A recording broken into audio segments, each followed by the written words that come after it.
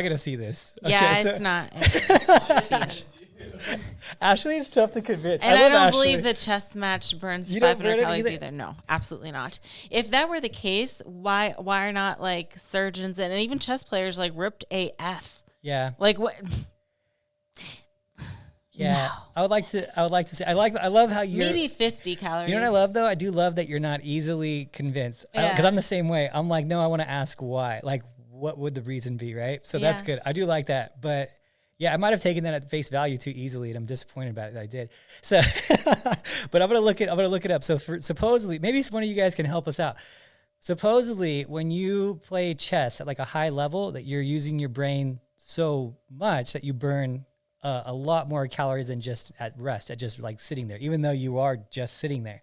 So that's the argument we're trying to figure out here. But I will say, we're talking about me doing the podcast by myself, and I was like, yeah, it was harder. It was definitely exhausting. Yeah. I think it's less fun when you're here is probably the other thing too. Yeah, because you don't even get like a little break, like, whenever I go on a ramble or something, and then you get a little like, regroup your thoughts, and you know what I mean? It's like go, go, go. And some of you guys might be wondering, who are watching this through video and Instagram, they're probably saying, you know what? Ashley's looking quite Hulk-like right now. She's looking very hulky.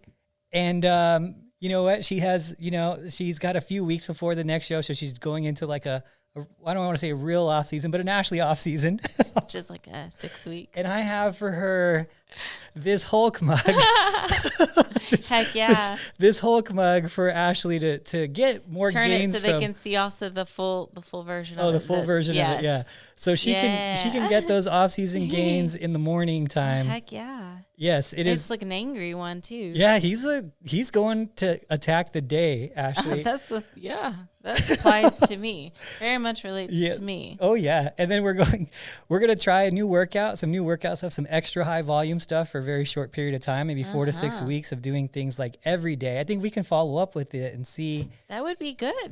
We should do like a before and after kind of thing, even though it's not that long we should do a Staiku scan.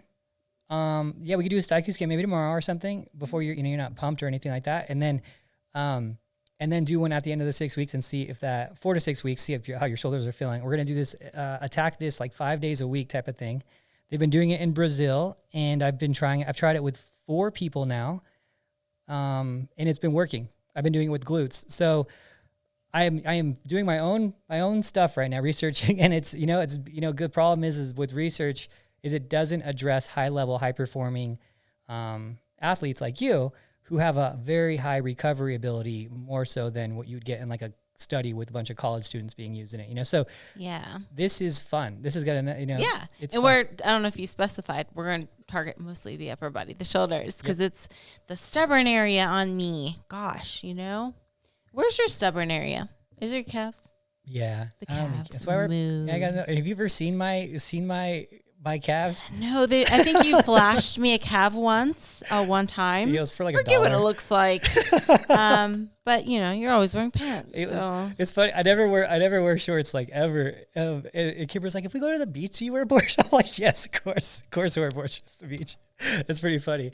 Yeah, the rare calf. Oh yeah, when you competed, you can't hide them. No, yeah, I was shorts. working them a lot more frequently. Then I was like every other bodybuilder who's obsessed with their calves, worked them like 7 days a week, and just genetically just didn't have them, but still got like maybe a half an inch of growth like every year. Got a little moo. Yeah, I don't even think I got to that stage. My calves never got off the udder. That's for sure.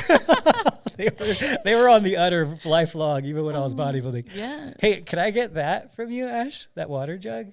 Oh, yeah. Okay, this is another present we didn't have on. This is for Ashley when she won the Wasatch Warrior. This is a water jug. This is pretty cool, right? Thor's hammer? Yeah. The actual one. It's like, this is such an awkward thing to do. Like, let me just... it could also be Genie in a bottle. This is the Wasatch Warrior trophy. So I traded her... She gives me her trophies. So I traded her this one for the water jug. You know something? I feel like if I brought this to the gym... like it kind of just looks like an alcohol bottle, like a fancy it kind of does alcohol. actually. Like if it had water in it, it could be like a fancy vodka or something. Like, what is this girl doing? Yeah. Jeez. I mean, come on. Well, people would probably be like, "Oh, that's what it works. That's what works," and then they start doing it. But if you have it like this, you can tell it's a hammer. But if you turn it upside down, it definitely looks like fancy alcohol. It does. Like a fancy brand name or something. I don't know. So fun.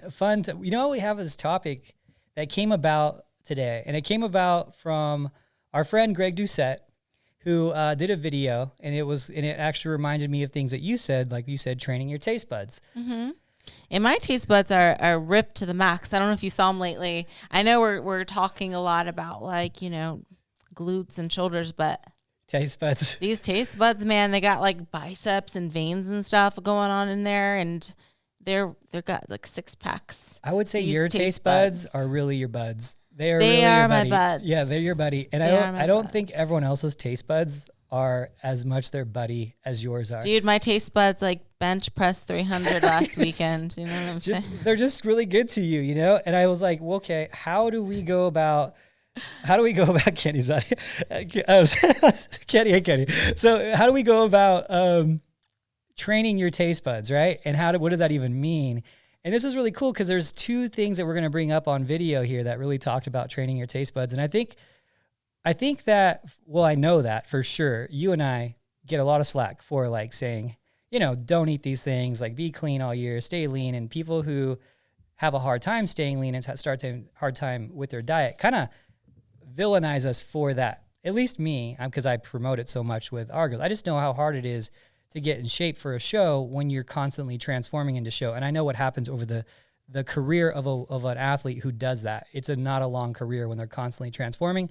They get worse and worse. It gets harder and harder to get back lean again because they've been dieting for so long. They don't give themselves enough break in between shows with these huge rapid weight gains. So I'm like, okay, maybe there is something to training your taste buds. And then this came up with Greg. And then there's also the thing we talked about with Penn from Penn and Teller about the taste buds. And it made a lot of sense. And I was like, you know what? This does apply. And you always talk about it. And it's a real thing. It's a real thing. And maybe you can kind of go into what I'm talking about, Ash, and on the taste bud part of it and training him. Sure. So like when I first started competing, I was just like everyone else in the sense that like I would get really bad cravings. I would be very food obsessed. I would feel like that's the only thing I could think about was food. And I was always looking forward to my next cheat meal. I would even look at the grocery store ads and be so excited when it came in on Sunday, the ads that come in the mail, and just like circle things that I wanted. And I watched the Food Channel a lot, and they call that food porn, right? You watch the Food Channel and you see what them making food, and it's the only thing I think about when I first started prepping, And then, over the years, like things changed and my tastes changed. And most of it had to do with just developing very healthy habits and finding ways to cook, flavor, and season my food in a way that I like. So, I think like we get into this idea as competitors that in order to get ripped, you have to eat like fish and asparagus like 6 times a day. And that is not the case at all. I don't eat any seafood. I think it's disgusting. I'm not allergic to it, but it's just gross, So like there are things that I don't eat, and I'm actually a pretty picky person. Like I don't really like turkey that much. I actually don't like turkey at all. What am I talking about? I won't eat turkey. I won't really eat pork. Beef is okay. Beef and steak is okay. I might have it like once a week, but I've been eating a lot of chicken and veggies lately, for the past years. But the thing is I cook it and flavor and season it in ways that are different in how I like. And it can taste like a totally new meal each time. And let's not forget that there's so many vegetables out there. And it's, there's a lot you can do with just chicken and vegetables. And it doesn't have to be tilapia and asparagus 6 times a day. But, learning what I like and don't like and how to prepare foods in a way that I think is, tasty to me is super important. And over time, I kind of got rid of those cravings for the most part. I'll have a craving every once in a while. Most of the time, if I do have a craving, it's like something sweet, and I can resolve that with, a healthy alternative like a protein bar or whatever. But I'm not like food obsessed like I used to be, and I don't really crave unhealthy things. I don't crave a mountain of nachos. I don't crave like cheesecake.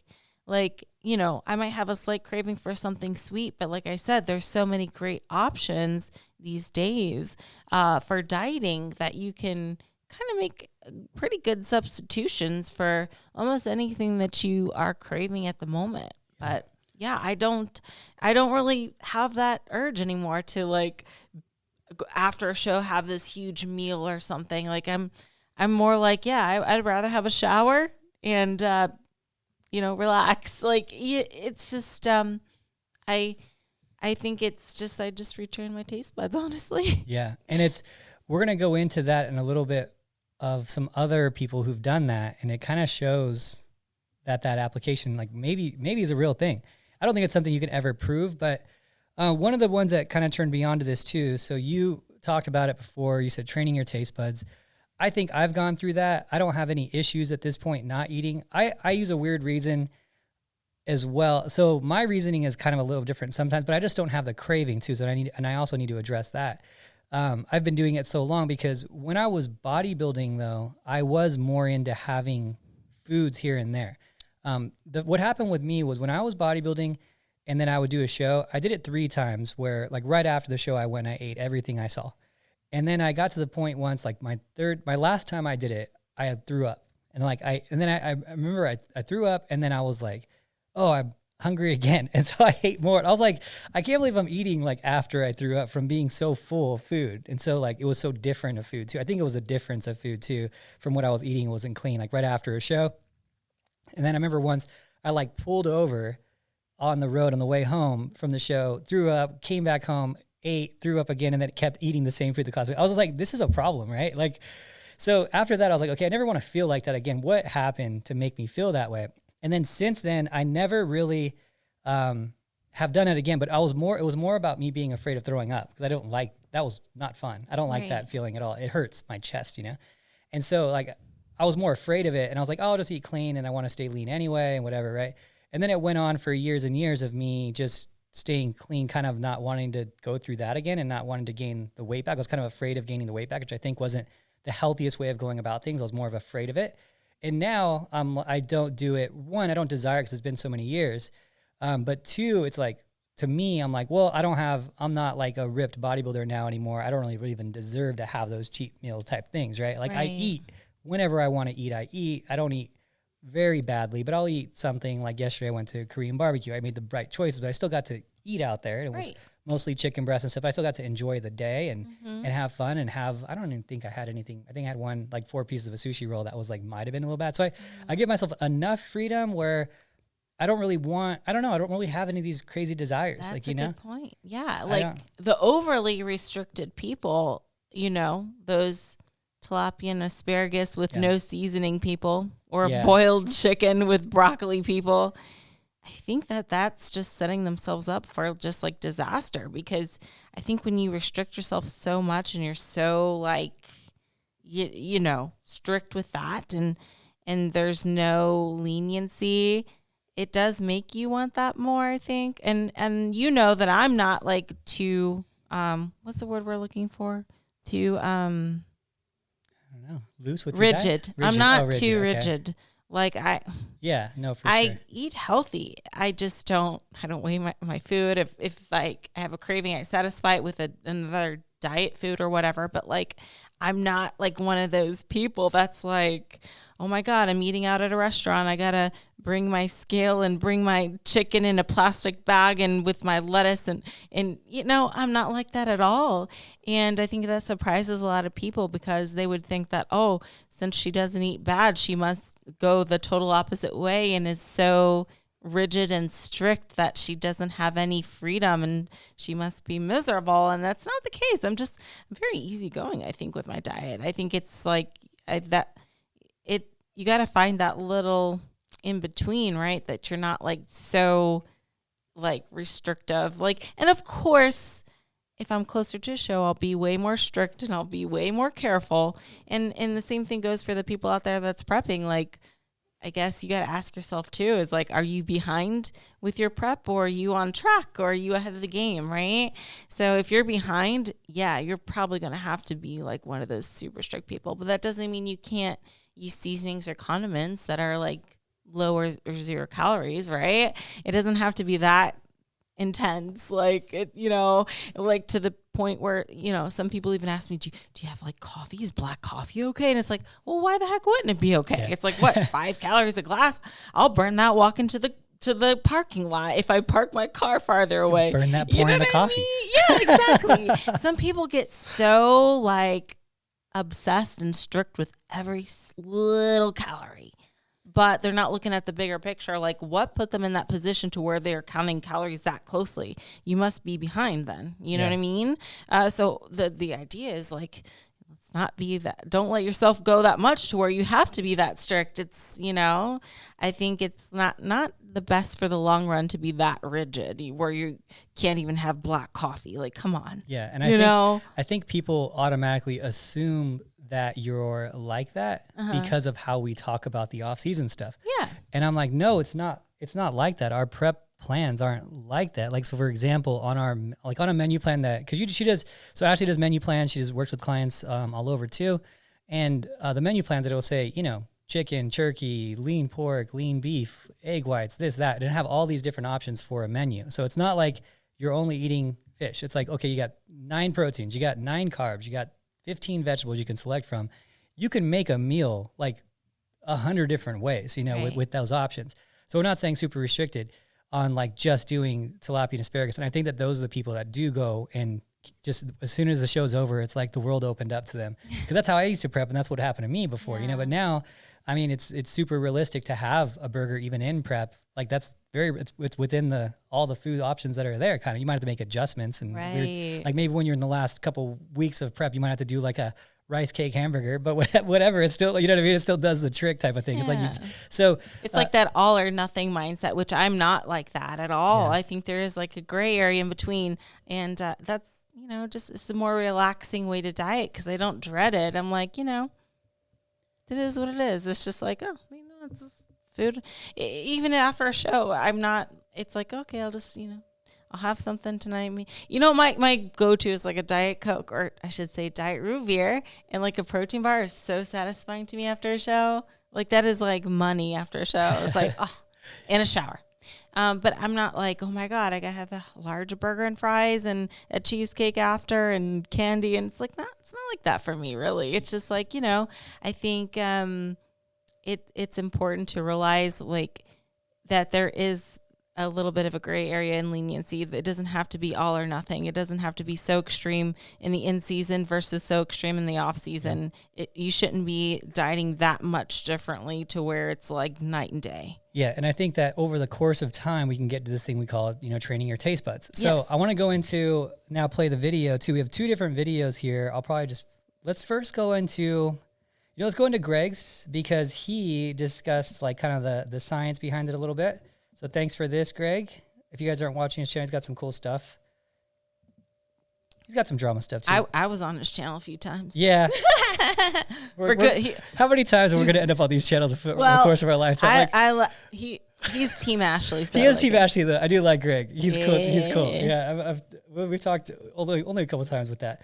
All right, so here's the video that he talked about. So he's talked about Nick Ocado avocado, like celebrating being 400 pounds. All these things, he's on the same page with us with his anti-fat movement. So, all right, so here's his video.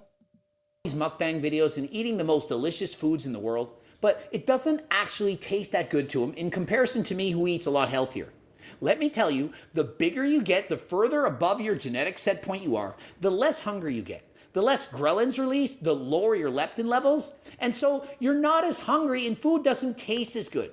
And so the notion of having protein ice cream or a salad, you're thinking, no way. But when you lose weight, the opposite occurs. Foods that never tasted good, they suddenly taste a lot better.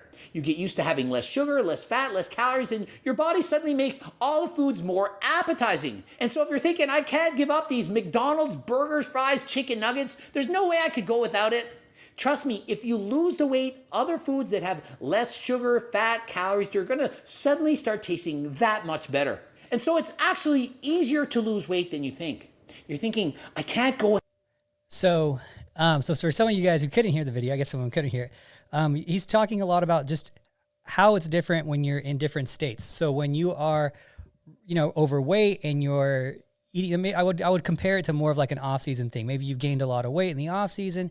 At a certain point when you're gaining so much weight, the food's not tasting as good as when you are, in season. You just got done with your show and you're just running to have these cravings. But he's also talking about, your body releasing leptin and ghrelin at different states. So, if you're really, really dieted down really extremely and you're being extremely calorie deprived and extremely, doing these crazy hours of cardio, you're going to be a lot more hungry. You're going to be a lot less satiated. But he's also talking about, if you're eating all these foods for long periods of time, you're eating like these big mukbang. Mukbang? Is that what it's called? Mukbang. Yeah, these mukbang videos. It's like a thing. People eating like 10,000 calories. It's basically what it is. It's a Korean word for like filming while eating food, but it should actually translate to normalizing binging, because that's actually what it is it's normalizing binging, and that's bad. Yeah, exactly. And they're glamorizing it on this, right? So he's saying, these guys are eating all these foods, but it doesn't taste as good to them anymore, because they're just basically, their body doesn't need the calories anymore, right? So I think that some of this goes into training your taste buds for negative and training your taste buds for positive, right? And so me personally, I can only use, me as an example and people I've worked with as an example. The people who've done it for long periods of time just seem to and it's hard to justify, right? Because people who've done it for long periods of time seem to have an easier time sticking to their diet. But do those people have an easier time sticking to their diet because they've always had an easier time sticking to their diet, or they actually train their taste buds, right? So it's like, you're never going to be able to answer that question because it requires adherence for a long period to know the answer, right? Mm-hmm. I would think that this happens. And one of the things that opened my eyes to it is this next video here, which I think is a lot more easier understood. And I'm going to turn this one up. And Arthur, can you turn up the TV? Is it the people on Instagram that can't hear? Because they can't hear It's that remote right there. We're going to turn it up for you guys too. Sorry for those listening on the podcast. But thanks, Arthur. So we'll turn this up. So this one is about Penn and Teller. I'm just going to go into some history on this. Or not Penn and Teller. It's about from Penn and Teller, I should say. And what this one is this was really cool. So Penn lost 100 pounds in 84 days on a potato diet. So kind of like that camera we used that one time for the podcast, a potato. We shot this podcast one time. It was a terrible podcast. It was a great podcast, but the camera we used was like that for. Yeah, we've stepped it up. We got a whole thing down. Look at us now. From a potato to now some high tech equipment. Like, how many cameras are we got this and Instagram, like 4 cameras too. Holy lights, crap. And these mics.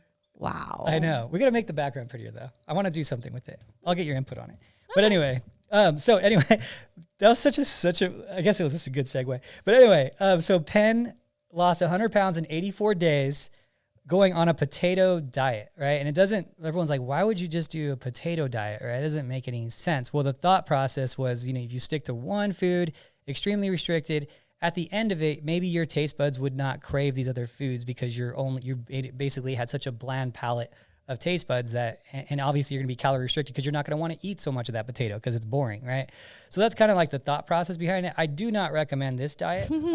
It's like low in protein, that's some willpower. That's a tough one. A potato, oh my God, I don't even know if I could do that. 84 days on a potato diet.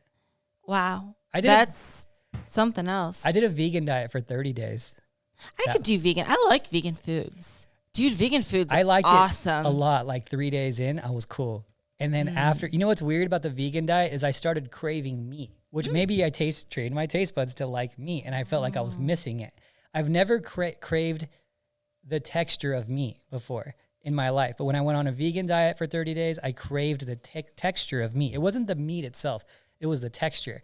And another thing that surprised me about the vegan diet was the sheer volume of food that was there. It was a lot more volume to get the same protein and calories in. It was like 3 times the volume of food. So having, maybe for you guys who are struggling with being satiated, having a vegan meal maybe once a day might be a good option, since the volume is so much greater than regular food. But yeah, no, potato diet, 84 days, 100 pounds he lost. And I saw Penn and Teller. It was cool. Good little magic show. I will admit. I go to all these Vegas shows. All right, so let's listen to what happened with the Penn and Teller diet. Hopefully you guys can hear it a little better online. If you can't hear it, it will be on the podcast. So it'll be clear on the podcast. Let's give it a listen. So this is the gentleman speaking about Penn and Teller, or about Penn, I'm sorry, is talking as from what he said about this diet, not the guy speaking himself. So what about what Penn said about the diet? To receive this, and my mind, my habits needed to receive this. I work out now, and here's the other thing. I eat foods that I love to eat now. I don't like pizza anymore. I used to. I just don't like it anymore. I don't like burgers. I don't like steaks. I don't even like chicken, which was one of my favorite things before this weight loss. I have totally reprogrammed my gut biome, my taste, my habits around food. Now, speaking of those habits, he doesn't never eat things like pizza. In fact, every couple of weeks he goes out with his kids and he eats pizza, because he said. So I think that's a good thing to hear. So going into the diet, he really struggled with these foods that he was eating. He was eating a lot of these foods. He talked about it. He was eating foods. He was eating all these junk foods, and he was well over 100 pounds overweight at this point. He was a pretty big guy at one point.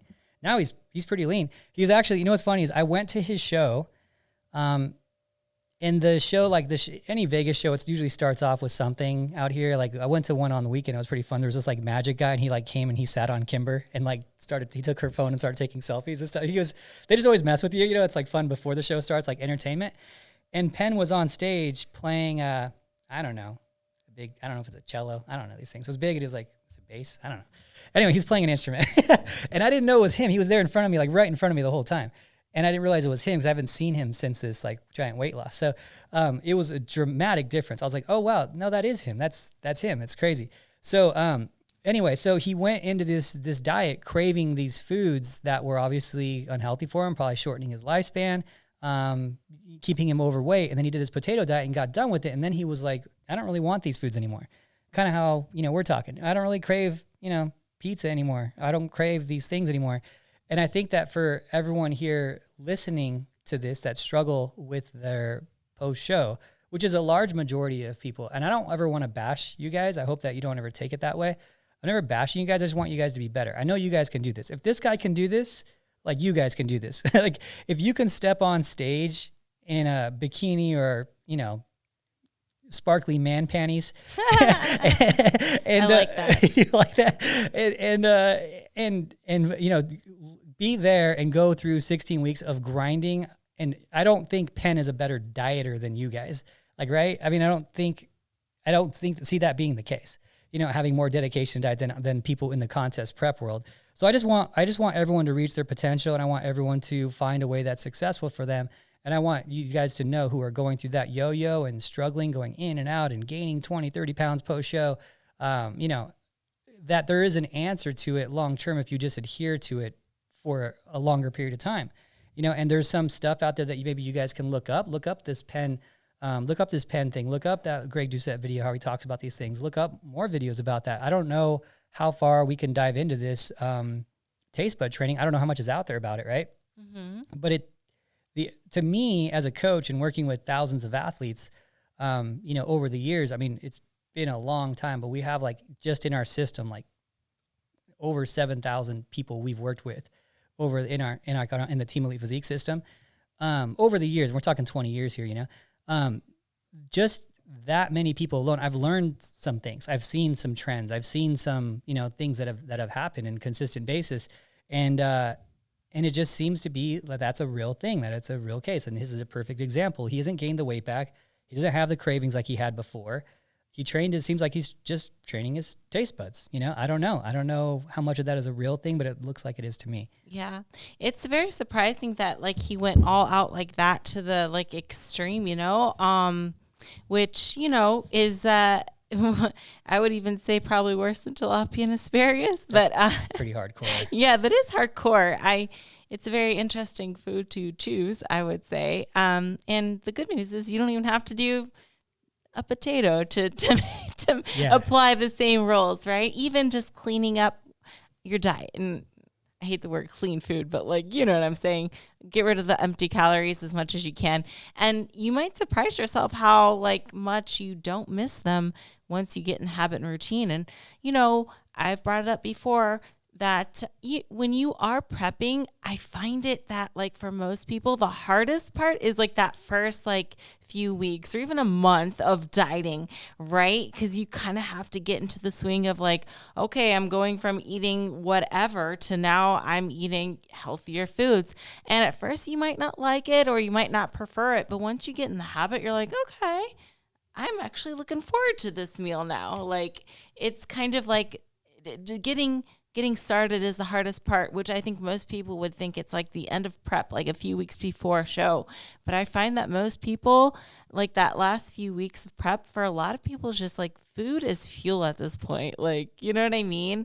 And I think that a lot of people start to enjoy what they're eating. And once they learn how to cook it and prepare it the way they like, it's like they're not even missing much, right? There's alternatives to almost anything you're craving out there. In 2022, what a time to be alive. We have so many great substitutions for foods. Like we even have like protein Pop-Tarts now. Like what the heck? Yeah. What the heck?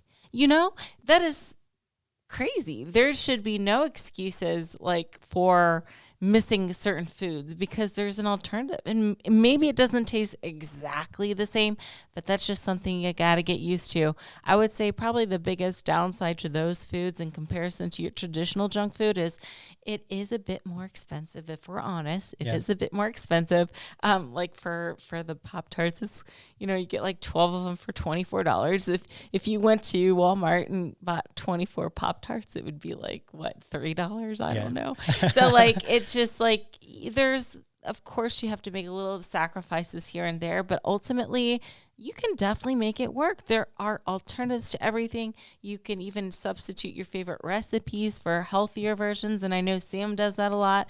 She'll take a traditional recipe like cookies or cupcakes and just make it more macro friendly and high in protein and cut out the sugar and all that. But I think there's something else to it as well. And I think it's the way we think about food. And a lot of people think of food as a reward, which is interesting. It's like, are we animals? Like, oh, the dog gets a treat for, you know, going to the bathroom outside. You know, like we're thinking of it as like a reward, which is strange, or something that makes people happy. And it can be a part of your happiness, sure, but it's almost like people think of it as the sole thing that makes them happy. Yeah. Which is interesting, you know, if you really think about it. Because if I'm thinking about what makes me happy in life, food isn't even a thought. You know what I'm saying? It's more like achieving my goals or, you know, having my relaxing recovery time or stuff like that, or just enjoying the day with good weather and stuff. You know what I mean? It's not like what makes me happy is a burger and fries. It's not even something that crosses my mind. And I will say, like, I reward myself in different ways other than just food, you know?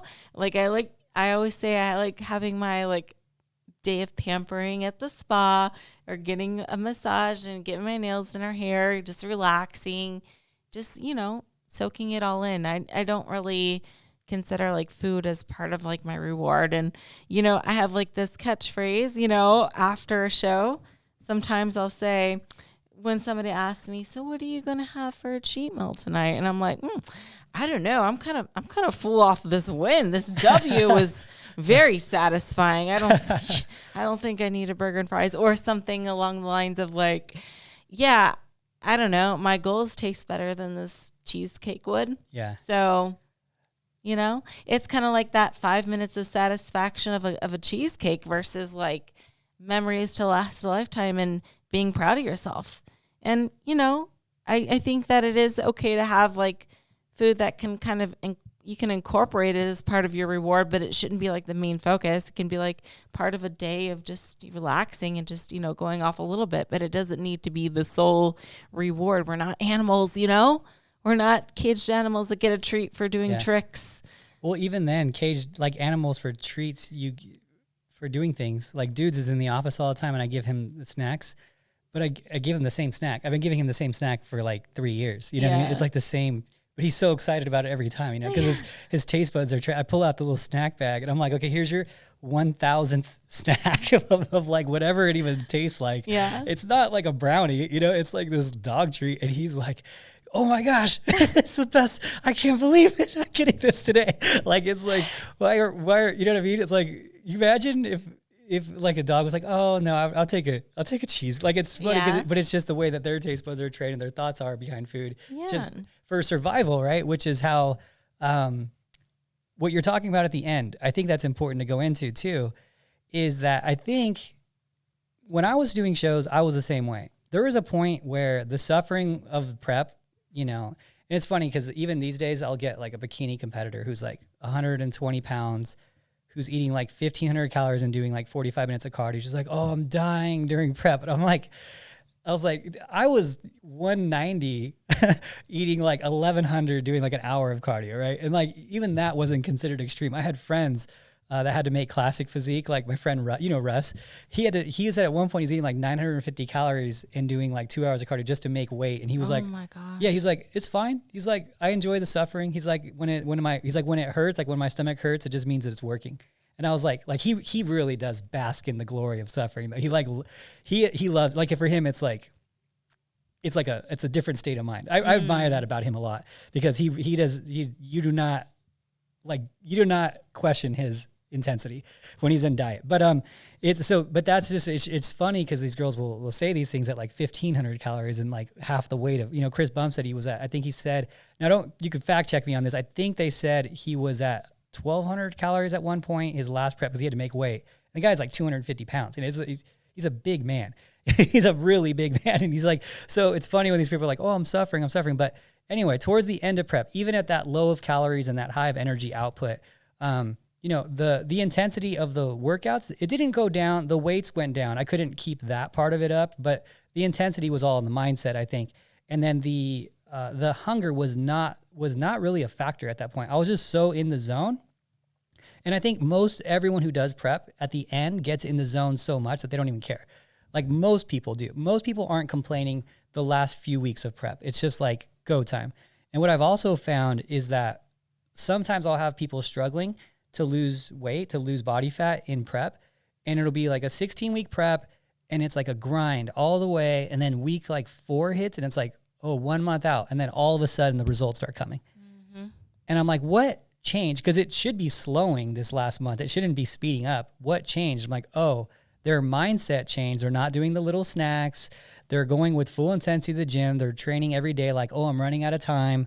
And the intensity just levels up. And all of a sudden, miracles happen, right? And all of a sudden everything's working. And you're like, oh, why didn't you attack the first 12 weeks like you attacked the last 4? Mm-hmm. Well, your mindset was different the last 4, because now you're like, I'm running out of time, right? Right. And so that's what changes. And it's like, there's hopefully a few of you can recognize that you're doing that too. And you're like, yeah, why can't I just attack the first 12 weeks like I do the last 4? Because if you attack the first 12 weeks like the last 4 are going to be breeze. They're going to be super easy. But that's a common thing. So I think it's just realizing at the end, okay, if I just don't think of prep being done when the show is over, and I can stay in that state of mind and not give in for a few weeks and start slowly increasing my food through these good foods, the bad foods aren't going to have as high of an impact on me as they will right after the show. Mm-hmm. And that's the problem that I have. You guys have heard me talk about these cookie companies that I really despise. I despise these cookie companies. I think that they take advantage of a weakened state of mind from people who don't have a lot of experience, and they sell at higher numbers at NPC than they will at IFBB. And I feel like people that promote them really need to look at the eating habits of our competitors and the bad. And it's not really the eating habits or health issues that I have, because most of our competitors in our area, like in our weight that we're going to have, especially in bikini, aren't going to have these crazy weight gains where it's a real health problem. But the confidence issues that they have and the psychological problems that these girls have when they gain 20, 30 pounds, and there is something that we need to discuss more. It happens from not looking at a mirror and not being able to not take a picture to not even wanting to see a mirror within a month is a problem, you know. And these companies that are like selling cookies at shows that are 1,200 calories and taking advantage of this situation, I think is purely an opportunist mindset that needs to be away from our industry. But that's my whole thing on it, you know. Ashley was really quiet. I just despise those people who take advantage of that weakened state of mind. And I think anyone who's promoting that really needs to really take a look at that and themselves and be like, okay, dude, is this something I really want to stand behind? Maybe my metabolism's fast, but most people's aren't and can't get away with it, you know. And when we talk about doing these things in moderation, 1,200 calorie cookies are not something in moderation. No one eats half the cookie. Like no one, even then it's a lot, but everyone usually eats the whole thing and they'll go for 2 of them, you know?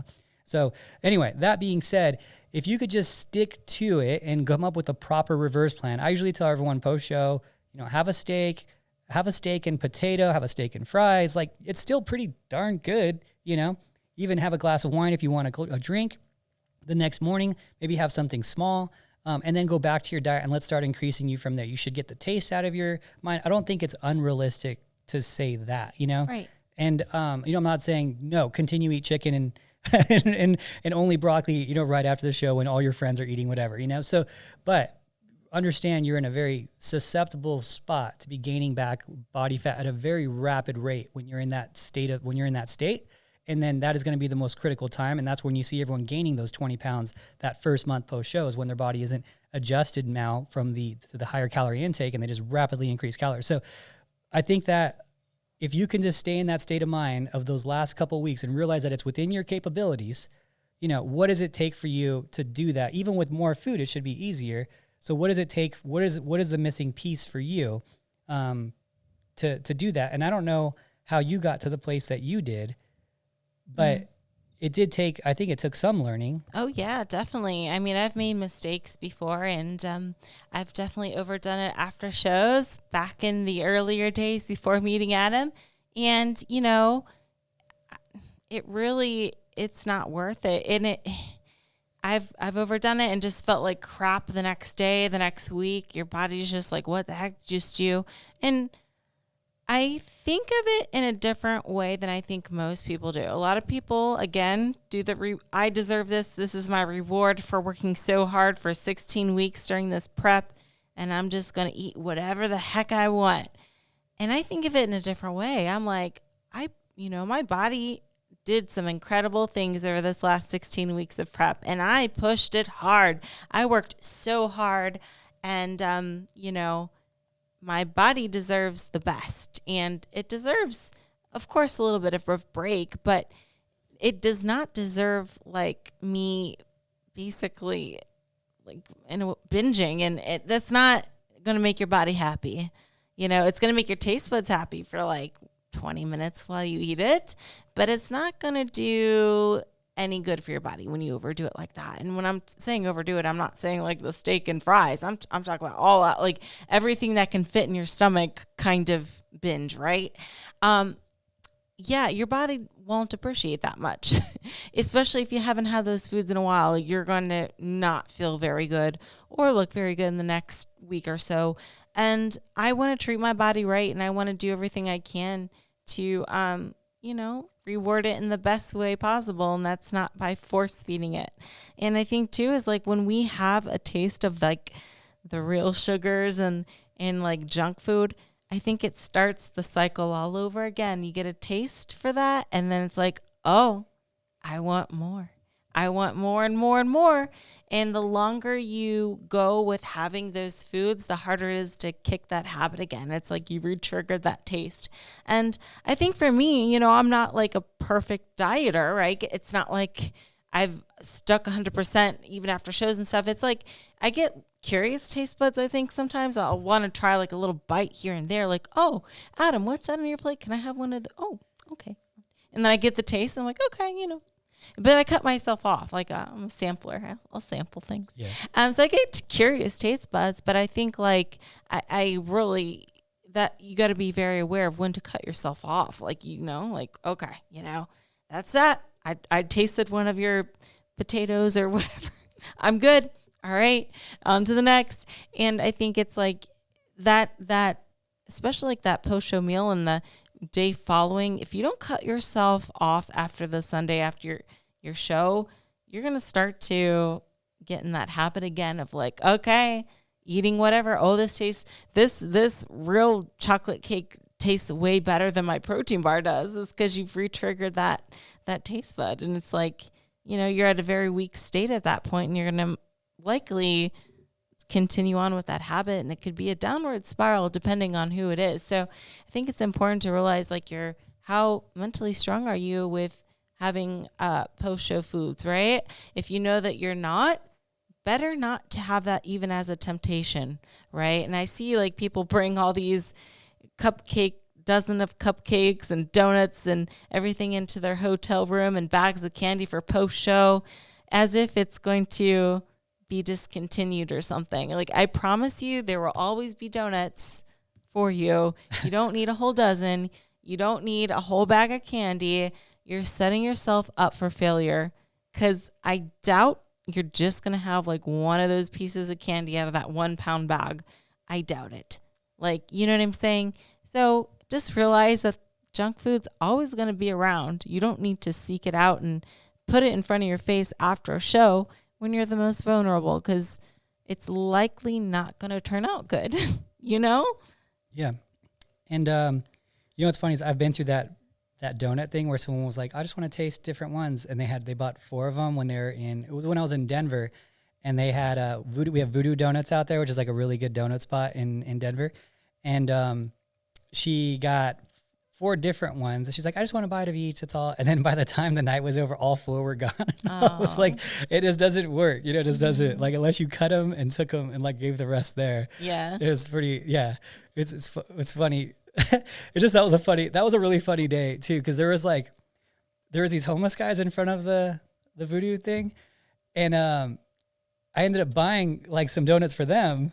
It's just funny because of like the taste bud thing. It's like it's relative to the taste bud thing. So I just bought some donuts for those guys because there's like 4 of them sitting out in front, and I gave them like the box with like their 4 donuts for like 4 guys, and they're like, "Oh no, thanks. We eat those all the time." And I was like, I'm getting turned down for donuts like from like homeless guys. I don't know. It's a kind of a weird thing to get turned down for. And I was like, okay, I guess we got more donuts. Yeah. It's kind of funny, but it's just funny because they're like, oh, no, thanks. And they just hang out there. Like, we eat those all the time. I think they just give them out at the end of the day or something. And I was like, it's just funny, the taste bud thing, right? Oh, like, yeah. Everyone else, when they're not eating donuts, wants them like crazy. But then someone who gets them all the time, they're just like, Yeah. It is kind of relative. It's a funny story, and it's relative to the topic. I thought it was pretty funny. Totally. And something else too is like, I am not a fan of wasting food. I do not waste food. I will do the most to save it or give it away or something. And, I think like if you have friends, you could, hey, just finish this. I just want a bite. You take the rest. Even when you're out at the restaurant, get a to-go box off the bat and be like, what, I'm only going to have half this burger or whatever, and automatically put it away, out of sight, out of mind. You can even freeze it when you get home. I freeze foods. I give my foods to my boyfriend, whatever, as long as it's out of sight, out of mind, and I don't like wasting food. You know that. So like anything you can do to kind of get the temptation away, I think is best, Even sometimes like I'll be out shopping and I'll be like, oh, this is a cool like thing I want to try. And, I'll give it to Sam to keep in her hotel room until after, and then maybe I'll have like a bite and be like, okay, I'm packing that away, and I'll let Hugo have the rest of these flavored almond things or whatever. You know what I'm saying? So it's like, self-control is very important, and you just got to realize that off the bat. Like, don't leave temptation in front of you. Don't leave it around the house. And I know that does get tricky sometimes, especially when people have kids, right? Yeah. When people have kids, it's like, well, you don't want them to necessarily feel restricted. And that's where it does get tricky. And you just got to find ways around it, like even keeping some things in the garage or whatever you have to do. It's just, I think it is a problem when people have it all around them all the time. If they can avoid it, it's better just to keep it out of the way. You know what? Funny story, because this also goes in the taste buds and the kids that you brought up. Reminded me of this story that I had a client. And he was like, yeah, I let my kids make their own decisions on food and whatnot. And I was like, okay, how's that go? He's like, well, we don't have any junk food in the house though. So when they're out though, that's up to them, right? He's like, so he was telling me about the first time his kid tried 7-Up. And he's like, we were at a party and his kid was like, I want to say he said he was 5 or 7, something like that, real young. And then he gave it to him. He's like, okay, yeah, you could try it. If you want to try it, you can try it, you know? So the kid drank the 7-Up and all he drank at the house was like water and stuff. You know, it was like, he's a very healthy guy. He was kind of like, I feel like if we had kids, kind of be like at our house with Diet Coke, maybe. And then the kid like drank some and I guess gave that mouth, like that look of like, you know, he's like, this is so sweet. This is gross, right? Like one of those things. And I was like, really, that's what happened? He didn't drink more. He's like, yeah, he hated it. And so he never drank it again, which is, yeah, it's kind of fun. It's kind of like the first time you have like a drink, like a real drink, like alcohol. I never got past that personally. I'm like the biggest wuss with that. So I'm like, I don't know why anyone would drink this. It's so gross. That all my friends are like, oh, you just need to like sit in your basement and watch a football game with like a 12-pack of beer. And by the end of it, you'll like it. I'm like, why would I force myself to like something that is disgusting from the start? Like so I just never got past that with alcohol. And I've had so many people like give me drinks like, well, try it. It's because you never tried this. And I'm like, no, I don't like, I can taste it no matter what. That's what people do with seafood with me. They're like, oh no, but the sushi, you can't even taste it in there. And I'm like, I can smell it from here. I can definitely taste it. Don't even play with me. I've tried it all. Believe me, it's not going to happen. I've been guilty of that with you one time. In Japan, I was like, I felt bad for you. The whole sushi place smelled like fish. I know. I did feel bad for you. I was like, I can't believe she's going to leave Japan without having real sushi. Like that was the only time I went there with you. I was like, you got it. And then we went into this Japanese restaurant and she couldn't even handle the smell. That was, you were tough though. You did it. You did a good job for us. You did. You stayed in there. You know, you probably were like vomiting almost throughout the whole time. It's okay. It was really good. Japanese sushi. Okay. People, you know what's weird? People talk about sushi and they're like, oh, this is the best sushi place, the best sushi. All American sushi tastes the same to me. I don't taste any difference of like a high-end place, whatever. But Japanese sushi, there was a difference. There was like it was different. But you'll never know. Anyway. Darn, I'm missing out. Yeah, no, you're not, Ashley. You've trained your taste buds. There you go. Yes. So anyway, with that being said, you know what, we could go into these questions real quick about food. So one of them was about Kodiak cakes. I personally have Kodiak cakes nowadays, like almost every morning. I mean, I'm having Kodiak cakes like twice daily sometimes. It's just a thing. Kimber cooks them all the time, like every morning. And it adds a protein to it, adds muscle egg to it. Muscle egg discount. Help Ashley's get more bows for her hair. muscleegg.com/Team Elite Physique. Get her, she'll be bow abundant. Yes. Muscle egg with Kodiak cakes. So that is a thing. You definitely can do that. And that's the thing is you have a lot of flexibility in your diet. Another girl says, Crystal says, she says, I have trained my mind to see a cookie and think stomach ache. So there's another, that's probably a real thing with me at this point. If I had it, I think I would. I get, what happens when I eat foods that I'm not used to eating nowadays, because I do eat so clean, is I get like acid reflux. That is a thing. Like if I eat pizza, like it'll be good for the first like piece, and then anything past that, it's like now I'm battling that, Just 'cause I don't know if that's another natural way around it. Any more questions, you guys? Now would be the time to ask them. Someone says this makes so much sense, this topic, and I think it does too. All right. I think that is it. Let me see. Last bit of questions. Anything you wanted to mention, Ash? Hi. Hi. Yep. Hi. All right. So I got a few people, though, confirming the kid thing. There's a girl here,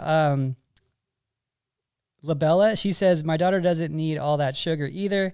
I limit her. We don't have it in the house, and you take her out as a treat. Okay, so taking it, not keeping it in the house, but taking it out. It's a good option. Another one says, Bianca says, my kids love asparagus. She started them young. Oh, that's what's up. Yeah. So, Dang. Yeah. So, I think maybe there is something to that, just growing up with it and not growing up with all the other junk in the house, which one is going to help you adhere to your diet more, but also maybe train their taste buds for the future. Yeah. I think too, is like sometimes people get like a negative view on like parents that, have overly healthy diets for their children, and they think that they're really restricting their kids. But it's kind of like, I wonder if you don't tell them like, hey, this is a good food and this is a bad food, and you just have food in the house, if it kind of affects how they think of food. Does that make sense? Yeah. Like, this is healthy, this is not. Just have healthy food in the house. Don't call it healthy. It's just your food you have. Yeah, I don't have any snacks in my house. I don't have any snacks in my food. I know. I don't have any snacks in my house. I have snacks. You know, I have like Quest chips is like the only snack I have. And yesterday is a good example. I was like a little hungry when we got home. And then I was like, yeah, I want a snack. And I went in my cabinet and I went to like look for something. And I was like, and then I left. I was like, and then Kimber was like, you don't want anything? I was like, no, there's no snacks. She's like, well, I'm going to cook dinner in like an hour. And I was like, okay, I can wait. You know, so I was like, I don't know. Like, I think if I had them, I would have definitely eaten them. So I don't know if that's necessarily the best thing, but it works for me. I mean, it worked. I don't have anything like really snack wise in the house besides like rice cakes. But I think that's important too, on like training your mind and just not giving in. Just every time you're like just thinking you're bored, you know. Because I wasn't super hungry because I went another hour and I was fine. It was more like boredom. I just got home and I was like, I guess I'm a little hungry. I don't know, but I probably wasn't, you know. Mm-hmm. So I think those things too. So anyway. I mean, if I ever have kids, I think they're going to be a little bit clean, a little cleaner than probably most. I wonder at what point is it bad though, right? But here's the thing: it doesn't have to be bad unless you address that this is a good food, this is a bad food. It's the same argument though, right? As people being able to say, when you're lean, people are like, oh, eat a cheeseburger. But if you see a fat kid, you're like, take that cheeseburger away from him, right? Like those two things, one is evil. You say, take that cheeseburger away from that kid, right? But if someone's too lean, they can say it to you. It's still that you know what I mean? It's so weird how that's a thing. It's weird, right? Because like that kid is going to grow up with less confidence, be made fun of at school, like not be as good at sports. Like sorry guys, these are the facts. Like more likely for heart problems, more likely for early death, right? All these issues. But the girl who's lean is going to do what? Jump higher, lift more weights, be more attractive to the opposite sex. Like what is, you know what I mean? But we can't say anything. So it kind of goes into one of those things too. Like how dare you not have snacks at your house? I wonder if it's one of those things. Yeah. I mean, if you think about it, there's way more people that die of weight related complications and being overweight than the opposite direction. Like I don't have stats, but I can tell you that I know more people die of being overweight than they do of being anorexic or famished, you know? Number one cause of early deaths in America is heart disease from obesity issues. Oh, you're telling me it's not from being famished? Well, that's crazy. It's some crazy stuff right there. Yeah, is it crazy? We have more people dying from overeating than undereating. Mm-hmm. We crossed that point years ago. Yeah, it's not... and that's worldwide. That's worldwide, not just American. Isn't that crazy? Yeah. Yeah, so everyone's like, feed the starving. I'm like, underfeed the overeating. The overeating. How's that? Start a new campaign here. Everyone's going to love me on that one. Yeah. I don't earn any points with that community. It's great. So anyway, with that being said, guys, I guess that's it. Another successful podcast. Can we get a clap from the audience? Thank you so much. We will talk to you later. Yes. Thanks so much.